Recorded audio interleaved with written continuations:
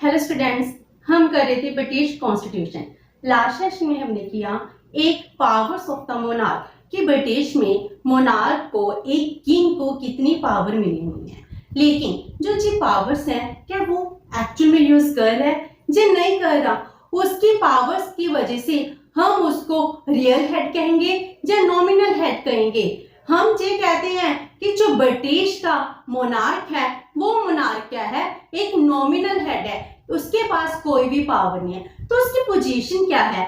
क्या जो लोग कहते हैं कि जो ब्रिटिश का एक मोनार्क है he is the fifth wheel, means क्या उसकी पोजीशन सच में स्टिफनी जैसी है? तो आज हम इस सेशन में करेंगे position of the king of England. उसकी पोजीशन क्या है? थ्योरेटिकली जो पावर्स दी गई हैं क्या वो अपनी पावर्स खुद यूज कर रहा है या नहीं कर रहा? थ्योरेटिकली एंड प्रैक्टिकली बहुत डिफरेंस है। तो पहले हम करेंगे king of England reigns but not rule, means कि किंग है वो अपनी गद्दी पर बैठा है लेकिन वो रूल नहीं कर सकता, उसके पास कोई भी रूलिंग पावर नहीं है। किस वजह से हम कहते हैं जो किंग है वो फिफ्थ व्हील है? तो उसके कुछ रीजंस हैं। हम पहले ये करते हैं, फिर उसकी फेवर में बात करेंगे, उसके बाद हम कोई कंक्लूजन निकालेंगे। First one is relation between king and parliament. जो किंग एंड पार्लियामेंट है इन दोनों में कौन सा रिलेशन है? पार्लियामेंट में किंग है वो कोई भी मीटिंग या अटेंड नहीं करता, कोई भी एक्शन पार्लियामेंट का किंग नहीं करता। King doesn't undertake any action relating to parliament himself. Himself का मीनिंग है वो अपने आप से पार्लियामेंट से रिलेटेड कोई भी काम खुद नहीं कर सकता, कोई भी डिसीजन खुद नहीं ले सकता। उसके पास इतनी भी पावर्स नहीं है कि पार्लियामेंट के रिलेटेड कोई डिसीजन ले सके। उसको हर एक काम के लिए पीएम की एडवाइस लेनी बहुत जरूरी है। अगर हम कहते हैं कि पार्लियामेंट का सेशन है, कन्वीन करना है या प्रोरोग्यो करना है, इसके लिए भी उसको प्राइम मिनिस्टर के एडवाइस की जरूरत है।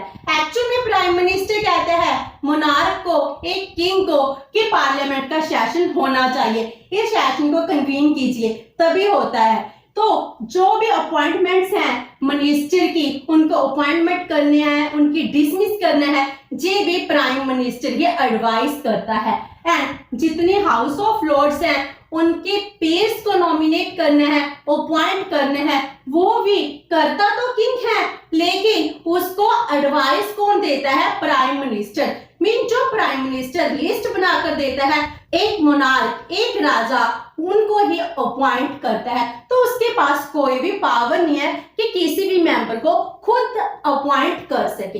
एंड उसके पास कहते हैं वीटो पावर है, लेकिन वीटो पावर यूज नहीं की गई सिंस 1707 से। इतने सालों से वीटो पावर तक यूज नहीं कर पाया है किंग। और किंग क्या करते हैं? जो पार्लियामेंट में स्पीच देता है वो सिर्फ ओनली रीड करता है। जो स्पीच है वो बनाई किसके द्वारा जाती है? कैबिनेट के द्वारा। कैबिनेट स्पीच प्रिपेयर कर देता है और किंग क्या करता है? उस स्पीच को रीड करता है। जो हम कहते थे उसके पास बहुत सारी लेजिस्लेटिव पावर है, उनके पीछे रियलिटी क्या है? सब कुछ कैबिनेट कर रही है, प्राइम मिनिस्टर की एडवाइस की जरूरत है, वो अपने आप कोई भी एक काम नहीं कर सकता। तो इससे हम कहेंगे मोनार्क सिर्फ नाम का रह गया, उसके पास एक्चुअल में कोई भी पावर नहीं है।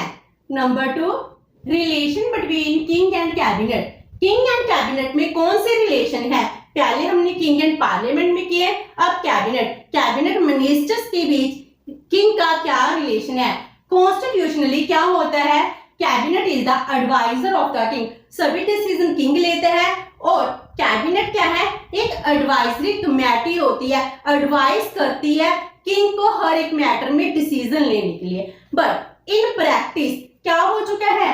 King is the adviser of the cabinet. King adviser बन चुका है, कैबिनेट रूल कर रही है और किंग एडवाइजर है। जबकि हम कॉन्स्टिट्यूशनली कहते हैं कि किंग है, किंग की एडवाइजरी काउंसिल है, लेकिन जहां पर किंग ही एडवाइजर बन चुका है। किंग इसलिए भी फ्री नहीं है कि वो अपॉइंटमेंट अपनी मर्जी से कर सके। उसने प्राइम मिनिस्टर को, अदर मिनिस्टर को अपॉइंट करना है, इसके लिए भी कैबिनेट ही बताएगी कि किसको चुना जाएगा। जो पार्टी मेजोरिटी में आती है उस मेजोरिटी पार्टी में ही कैबिनेट मिनिस्टर्स और प्राइम मिनिस्टर चुने जाते हैं, अपॉइंट किए जाते हैं। इसके लिए किंग है अपने आप डिसीजन नहीं लेता, वो पार्टी के मेंबर्स खुद ही बताते हैं कि हमारा प्राइम मिनिस्टर कौन है और हमारे मिनिस्टर कौन से हैं। तो हम ये कहते हैं कि जहां पर भी कैबिनेट और किंग में कोई भी पावर नहीं है, सभी की सभी पावर कैबिनेट के पास ट्रांसफर हो चुकी हैं। And king and high appointments, जो किंग के पास एग्जेक्टिव पावर है, बड़े बड़े एग्जेक्टिव ऑफिसर्स हैं, उनको अपॉइंट करता है, एम्बेसडर्स को अपॉइंट करता है, लेकिन एक्चुअल में वो अपनी मर्जी से कुछ भी नहीं कर रहा। वो इन सब के अपॉइंटमेंट में बिल्कुल भी फ्री नहीं है, चाहे देश के अंदर हो चाहे देश के बाहर हो। अगर उसने कोई भी अपॉइंटमेंट करनी है, एम्बेसडर, जज, एग्जेक्टिव ऑफिसर, उसके लिए उसको कैबिनेट की एडवाइस लेनी बहुत जरूरी है, अदरवाइज वो अपॉइंट नहीं कर सकता।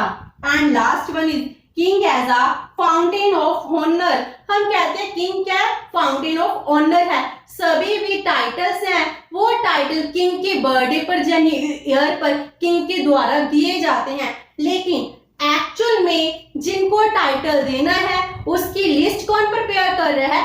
कैबिनेट प्रिपेयर करती है। Cabinet prepares the list of the persons on whom honors, titles, medals are to be conferred। तो किंग सिर्फ क्या करता है? अपनी साइन करता है, अपने असेंट देता है, इसके अलावा किंग कुछ भी नहीं कर सकता। तो ये सब कुछ देखने से हमको लगता है किंग क्या है? एक रबड़ स्टैंप है, एक गोल्डन जीरो है जिसके पास कोई भी वैल्यू नहीं है। तो जो ऑथर्स कहते हैं किंग के पास कोई पावर नहीं है, तो ये आर्गुमेंट देते हैं एक्चुअल में किंग एक रबड़ स्टैंप बनकर रह गया। जो कैबिनेट कहती है एक किंग वो ही करता है, इससे ये प्रूफ होता है कि वो नॉमिनल हेड है, लेकिन एक्चुअल में किंग के पास बहुत सारी पावर्स भी हैं। वो पावर्स कौन कौन सी हैं? एक्चुअल रोल और इंपॉर्टेंस ऑफ किंग। एक किंग है, किंग के पास सबसे बड़ी पावर क्या है? जब हम इंग्लैंड के किंग की बात कर रहे हैं, आज के टाइम में क्वीन एलिजाबेथ है, वो रूल कर रही है सिंस 1952। तो इतने सालों का एक्सपीरियंस है गवर्नमेंट रन करने का। एडमिनिस्ट्रेशन के जितने भी फंक्शंस हैं उनकी सबसे ज्यादा नॉलेज किसको है? महारानी को है। ऐसे ही किंग विक्टोरिया थी, उसने बहुत साल तक रूल किया। तो एक किंग और क्वीन को इतनी ज्यादा नॉलेज हो जाती है, एक प्राइम मिनिस्टर है, एक कैबिनेट है, वो सब कुछ क्या करते हैं?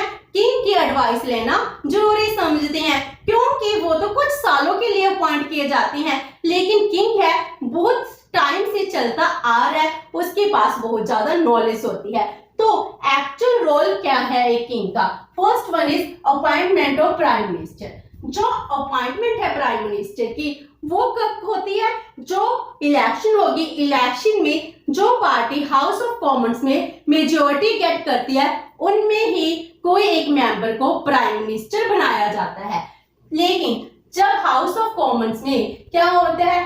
पीएम रिजाइन कर दे या फिर पीएम की डेथ हो जाए, तो उसमें क्या करता है?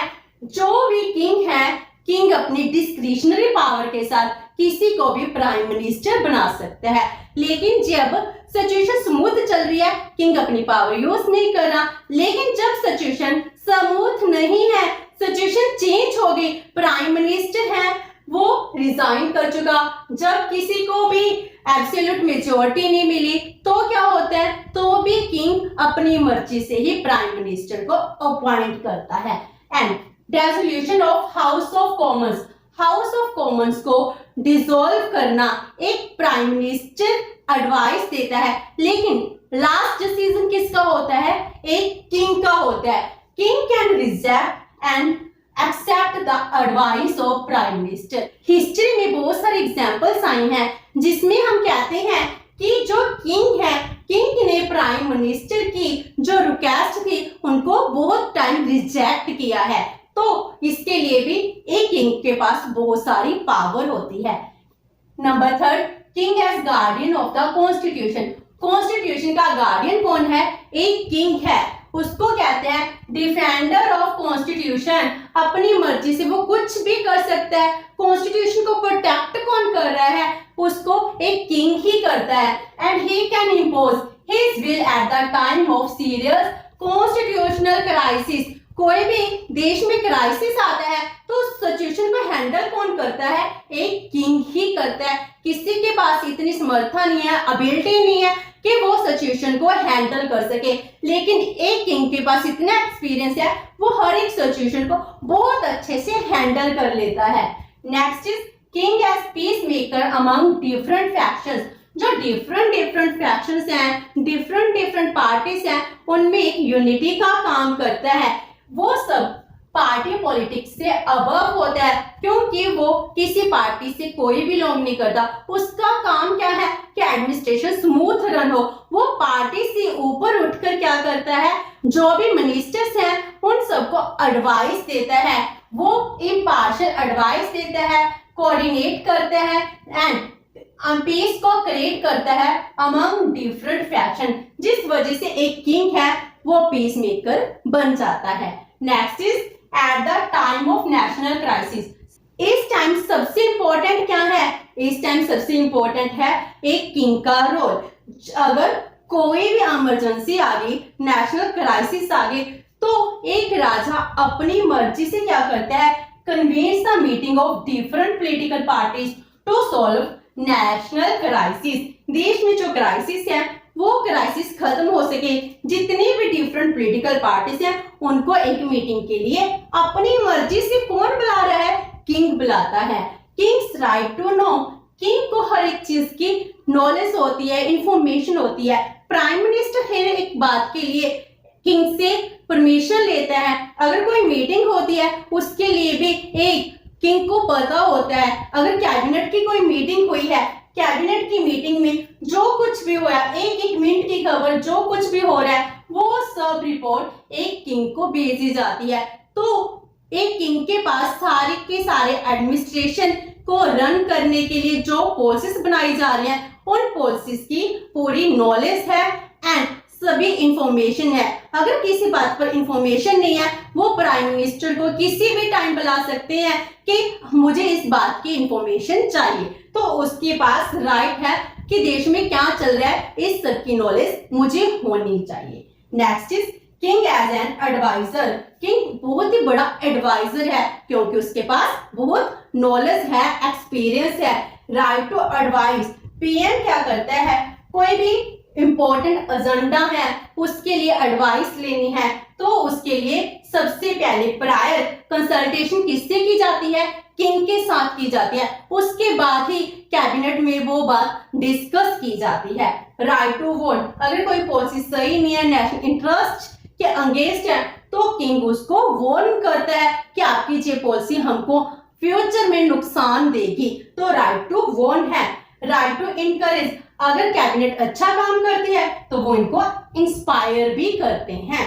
Next is king is a symbol of unity. Symbol of unity, क्योंकि यूनाइटेड किंगडम क्या है, जे England, Wales, Scotland and Northern Ireland, इन कंट्रीज को मिलाकर बनता है। तो इन लोगों को आपस में बाइंड कौन करता है? एक राजा करता है।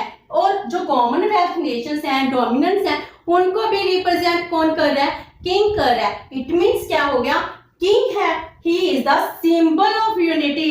वो सभी नेशंस को एक धागे में पिरोए रखते हैं, सबको एक यूनिटी की फीलिंग क्रिएट करते हैं। वननेस की फीलिंग एक किंग की वजह से आती है। इसीलिए तो जब भी किंग अपने महल से बाहर आते हैं तो बहुत बड़ी क्राउड इकट्ठी हो जाती है जो किंग को देखने के लिए आती है।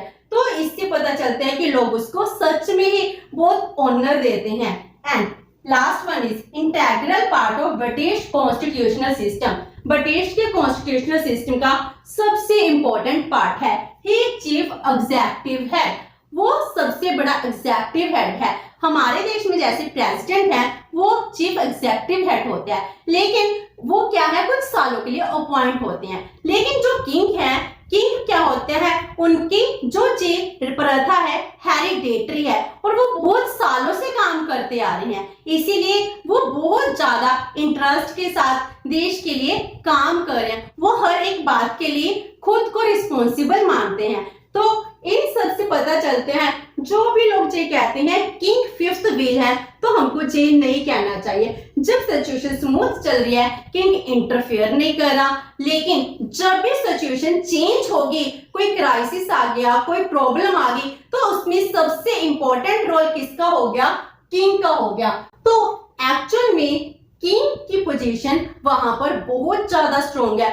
आज भी लोग किंग को बहुत ज्यादा इंपॉर्टेंस देते हैं। अगर इंपॉर्टेंस नहीं देते होते तो लोग किंग को, मोनार्की को खत्म ना कर देते, आज के टाइम में कहीं भी मोनार्की नहीं बची एक्सेप्ट इंग्लैंड। तभी तो उनके बारे में यही कहा जाता है कि लाइफ में सिर्फ 5 किंग ही जीते हैं, 4 जो हमारे स्पेन के हैं और 5th है जो इंग्लैंड का किंग है, जो आज तक रूल करता जा रहा है। तो इससे हम कह सकते हैं इंग्लैंड में एक किंग की पोजीशन बहुत ज्यादा स्ट्रॉन्ग है। With this monarchy in England हमारा ये टॉपिक कंप्लीट होता है। होप सो कि आपको ये सेशन अच्छा लगा होगा। अगर आपकी कोई क्वेरी है तो post it in the comment box and video अच्छी लगी तो please like and share with your friends. Thank you so much and have a nice day.